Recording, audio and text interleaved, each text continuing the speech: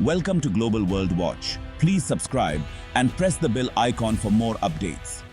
The US is rallying its allies for a united tariff wall against China.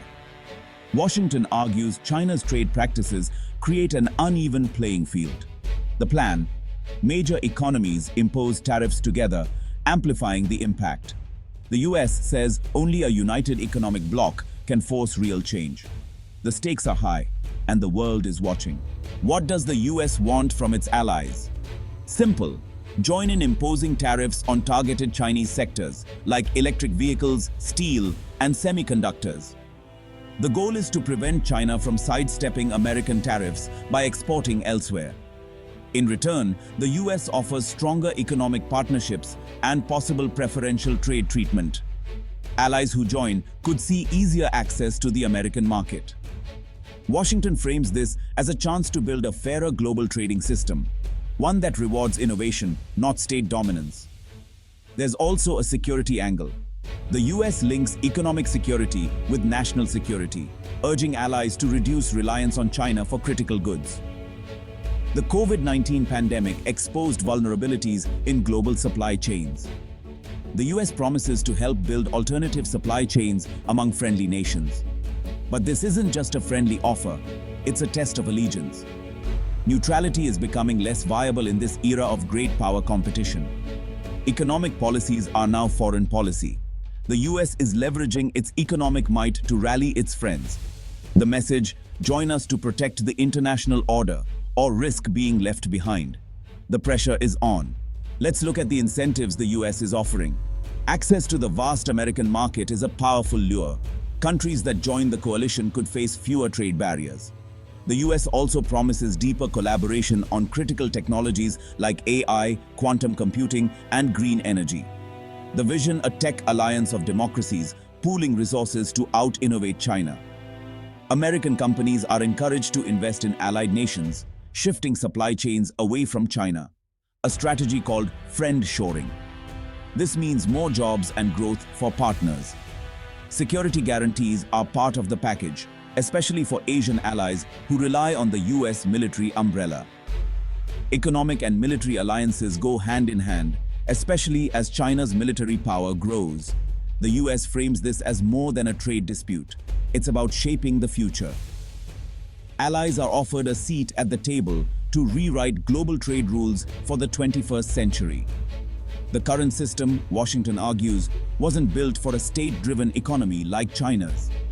By joining, partners help design new rules, promoting labor rights, environmental standards, and fair competition. The US isn't just punishing China, it's selling a vision of a new, democratic economic order. The offer: build the future together. Despite US promises, many allies hesitate. The main fear: Chinese retaliation. For export-driven economies like Germany, China is a vital market. Tariffs could trigger countermeasures, hurting industries and jobs. Decades of investment have deeply entangled Western companies in China. Untangling these ties would be costly and chaotic. Business leaders warn that a trade war could spark a global recession. Allies also question US reliability, recalling past policy swings and tariff disputes. They worry about being left exposed if Washington changes course. Some simply disagree with tariffs, seeing them as blunt tools that raise prices for everyone. Many prefer engagement and negotiation, not confrontation. They argue that global challenges, like climate change, require cooperation with China. For these nations, dialogue and multilateral institutions are the best way to influence Beijing. The American plan, to them, feels too risky and aggressive. Europe faces a tough dilemma. The EU is a global economic powerhouse, but its interests don't always align with Washington's. European leaders share US concerns about Chinese trade practices, especially subsidized electric vehicles threatening local industries. The EU has launched its own investigations into Chinese subsidies, signaling it sees a problem.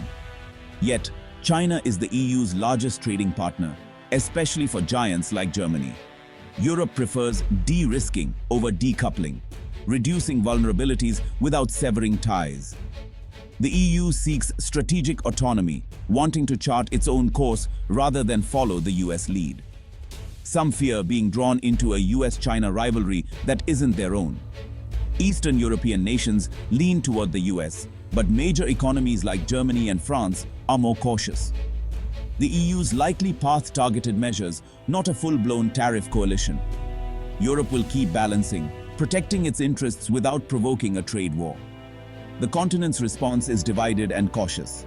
The balancing act continues. China's response has been swift and defiant. Beijing rejects US accusations, insisting its success comes from innovation and planning, not cheating. Chinese officials call US tariffs protectionist, accusing Washington of trying to block China's rise. They warn that a tariff wall will disrupt global supply chains and backfire on the US-China, vows to retaliate if targeted, signaling a readiness for economic countermeasures. Behind the scenes, Beijing is courting countries worldwide, highlighting the benefits of partnership with China. Through initiatives like Belt and Road, China appeals to developing nations, arguing that cooperation brings prosperity. China positions itself as a defender of globalization and free trade, in contrast to US unilateralism. The message: the US wants an exclusive club, China wants an inclusive global economy. Beijing's narrative aims to win support and isolate Washington. The world is being asked to choose between two visions. China is determined not to back down. The stage is set for a global contest. The World Trade Organization is deeply alarmed. The US push for a tariff coalition challenges the WTO's authority and the rules-based system it upholds. If major powers bypass the WTO, the global trading system could unravel. Officials warn that a tariff war would shrink global trade and hurt growth everywhere.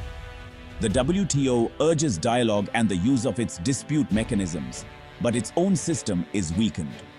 The US claims the WTO can't handle China's state-led economy, justifying unilateral action. This leaves the WTO sidelined, unable to enforce its rules. Smaller and poorer countries would suffer most in a world of competing trade blocs. The WTO pleads for a return to multilateralism, but its voice is fading. The risk: a return to protectionism and instability. The global trading order is at a crossroads. The stakes are enormous. For smaller countries, the US-China trade fight is a source of deep anxiety. Many depend on both giants for trade and investment. Being forced to choose sides could devastate their economies. If China redirects exports, local industries could be wiped out. If global trade slows, jobs vanish. These nations urge calm and stability, seeking to maintain ties with both powers. For them, it's not about ideology, it's about survival. Countries like Vietnam and Malaysia want to benefit from both relationships, not sacrifice one for the other.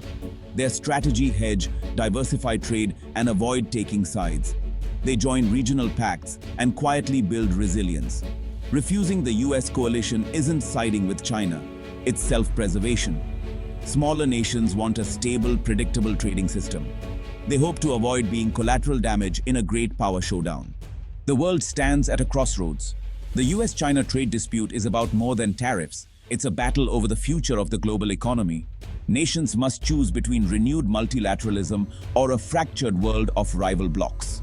The US urges allies to prioritize shared values, even at economic cost. China offers opportunity, asking for pragmatism.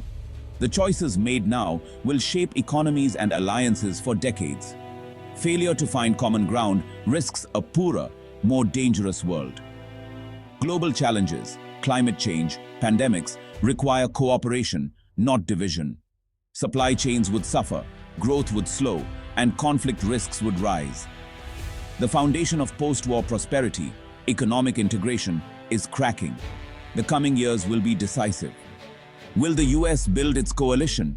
Will China keep nations neutral? Or is a third way possible? The answers remain unclear, but the stakes could not be higher. The world's future hangs in the balance.